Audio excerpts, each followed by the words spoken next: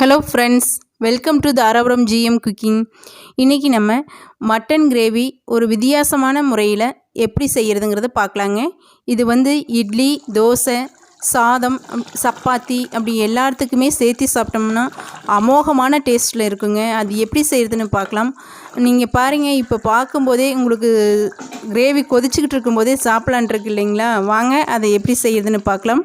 அதுக்கு 1/2 kilo mutton ஆட்டுக்கறி எடுத்து நல்லா வாஷ் பண்ணிவிட்டு வச்சுருக்குறேங்க. இதோட கொஞ்சமாக மஞ்சள் தூள், 1 டேபிள் ஸ்பூன் அளவு கரம் மசாலா, 1/2 டீஸ்பூன் சீரகத்தூள், இஞ்சி பூண்டு இடித்து வச்சுருக்குறேங்க கல்லில், அதை சேர்த்திக்கிறேன். கொஞ்சமாக இந்த கறிக்கு தேவையான அளவு உப்பு மட்டும் சேர்த்திக்கலாம். எல்லாம் சேர்த்து நல்லா மிக்ஸ் பண்ணி விட்டுக்கலாங்க. நல்லா கலந்து விட்டுலாம். இதுக்கு காரத்துக்கு நான் மிளகாத்தூள் 1 டேபிள் ஸ்பூன் அளவு சேர்த்திக்கிறேன். சேர்த்திட்டு நல்லா மிக்ஸ் பண்ணி விட்டுடலாம். இந்த மேரினேஷனுக்கு இதை மட்டும் போட்டு நல்லா ஒரு 1/2 மணி நேரம் ஊற வைக்கணுங்க. அப்போ தான் அந்த கிரேவியோட ருசியே சூப்பராக இருக்கும். இப்போ நல்லா மிக்ஸ் பண்ணியாச்சு. நம்ம மூடி போட்டு க்ளோஸ் பண்ணிவிட்டு ஒரு 1/2 மணி நேரம் கழித்து பார்க்கலாம். இப்போது ஒரு கடாயில் எண்ணெய் கொஞ்சம் அதிகமாகவே விட்டுக்குங்க. நல்லெண்ணெய் நான் சேர்த்துருக்குறேன். இதோட 2 பெரிய வெங்காயம் கட் பண்ணி வச்சுருக்கிறேன் நீல வாக்கில். அதை அந்த எண்ணெயோடு சேர்த்து நல்லா வதக்கி விடலாங்க. இது நல்லா வதங்கணுங்க. இந்த வெங்காயத்தில் தான் இந்த கிரேவியோட ருசியே இருக்குது. பாருங்கள், வதங்கி இந்த கலராக மாறணும். ரொம்ப கருகவும் விட்டுறக்கூடாதுங்க. நல்லா அந்த கோல்டன் ப்ரௌன்னு சொல்லுவோம் இல்லைங்களா, அந்த மாதிரி கலரில் வரணும். இந்த கலரில் வந்துடணுங்க. அது வரைக்கும் நல்லா கைவிடாமல் ஒரு மீடியம் ஃப்ளேமில் வச்சு நல்லா வறுத்து எடுத்துக்கணுங்க. இப்போ அதை ஒரு பிளேட்டில் தனியாக எடுத்து வச்சிடலாம்.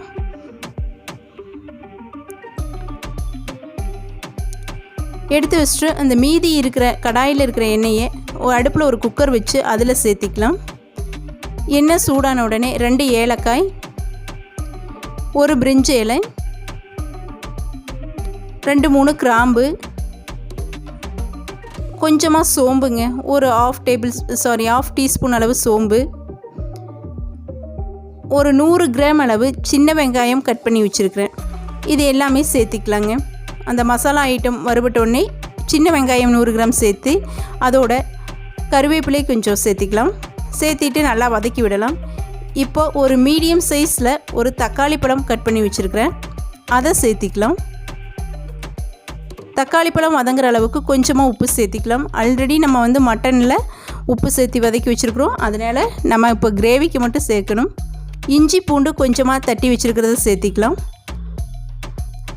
இப்போ சேர்க்கிறது பார்த்திங்கன்னா கறி மசால் தூளுங்க. இந்த ஸ்பூனில் 2 ஸ்பூன் சேர்த்திக்கிறேன். இப்போ சேர்க்கிறது மல்லித்தூள் 1 ஸ்பூன் சேர்த்திக்கிட்டேங்க. எல்லாம் சேர்த்து நல்லா மிக்ஸ் பண்ணி விடலாம். கறி மசால் தூள் வீட்டிலையே அரைச்சது. நீங்கள் இல்லை அப்படின்னா மிளகாய் தூளும், வரமிளகாய் தூள், அடுத்தது மல்லித்தூள், சீரகத்தூள் இதெல்லாம் சேர்த்து செஞ்சுக்கலாம். இது நல்லா பச்சை வாசனை போய் நல்ல ஸ்மெல் வருங்க. அந்த ஸ்டேஜில் நம்ம மேரினேஷன் பண்ணி வச்சுருந்தோம் இல்லைங்களா, அந்த மசாலாலாம் போட்டு கலக்கி வச்சுருந்த மட்டனை நம்ம கொட்டிடலாங்க. குக்கரில் நல்லா மிக்ஸ் பண்ணி விடுங்க. கொட்டிட்டு இந்த கறி நல்லா தண்ணி விட்டு வேகுங்க. அதனால நீங்கள் தண்ணியெல்லாம் சேர்க்க வேண்டாம். கொஞ்சம் நேரம் ஒரு மீடியம் ஃப்ளேமில் விட்டு அப்பப்போ கிளறி விட்டுக்கிட்டே இருங்க. நல்லா தண்ணி விட்டு வெந்ததுக்கப்புறம் அடுத்தடுத்த பொருட்களை நம்ம சேர்த்திக்கலாம். இப்போது அந்த வெங்காயம் வறுத்து வச்சுருந்தேன் இல்லைங்களா, பொரிச்சு வச்சுருந்த வெங்காயம் ஆறிடுச்சு. அதை மிக்ஸி ஜாரில் போட்டு பேஸ்ட் பண்ணி எடுத்துகிட்டு வந்துட்டேன். இந்த மாதிரி தான் இருக்கும். இதை இப்போ நல்லா தண்ணி விட்டு சுருண்டு வந்துருச்சுங்க கறி. அதோடு சேர்த்திக்கலாம். இதை நல்லா மிக்ஸ் பண்ணி விடுங்க. இந்த கிரேவிக்கு பார்த்திங்கன்னா கலரும் டேஸ்ட்டும் நல்ல மணமும் கொடுக்கக்கூடியது. இந்த வெங்காயம் நல்லா இப்படி வணக்கி இல்லை நல்லா வறுத்து அரைச்சி சேர்த்துன பேஸ்ட்டு தாங்க. அதனால் அதை பக்குவமாக பார்த்து செஞ்சுக்குங்க. இப்போ நல்லா மிக்ஸ் பண்ணி விட்டுட்டு தேவையான அளவு தண்ணி சேர்த்திக்கலாம்.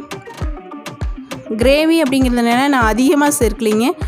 கொஞ்சமாக ஒரு அளவான தண்ணி மட்டும் சேர்த்துருக்குறேன். நல்லா வெந்து விசில் வரும்போது நம்மளுக்கு ஒரு செமி கிரேவி கண்டிஷனில் இருந்துச்சுன்னா போதும். இந்த அளவுக்கு இருக்குங்க. ஸோ நான் இதே போதும். உங்களுக்கு தேவை அப்படின்னா குழம்பு தண்ணி கொஞ்சம் அதிகமாக வேணும் அப்படின்னா நீங்கள் தண்ணி சேர்த்துக்கிங்க, குறைவாக வேணும்னா நீங்கள் குறைவாக வச்சுக்குங்க. எவ்வளோ சூப்பராக இருக்குது பாருங்கள். இதை நம்ம வந்து மூடி போட்டு குக்கர் மூடி போட்டு க்ளோஸ் பண்ணிடலாங்க.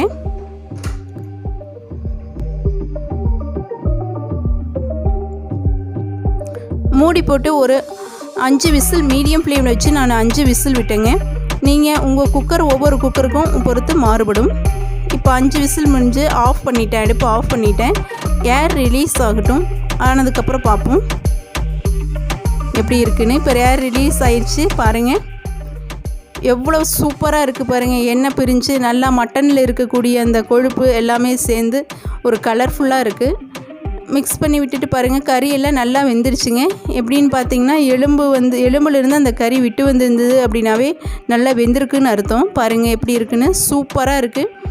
இதே கண்டிஷனில் உங்களுக்கு போதும் அப்படின்னா நீங்கள் இதோடவே விட்டுறலாம். நான் இன்னும் கொஞ்சம் கிரேவி வந்து கெட்டிப்படணுங்க, அதுக்காக கொஞ்சம் விடுறேன். கொஞ்சம் கெட்டியாக வேணும் அப்படிங்கிறதுக்காக சிம்மில் வச்சு ஒரு 5 நிமிஷம் கொதிக்க வச்சு எடுத்துக்கிறேங்க.